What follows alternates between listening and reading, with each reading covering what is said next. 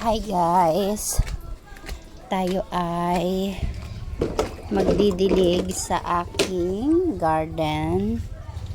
Buksan natin.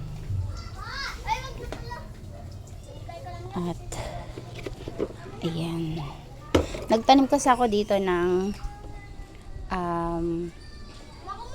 okra at saka sitaw, so didiligan natin. So this is the first day na itinanim ko sila. So dun banda ay meron akong tinanim dun na sayote.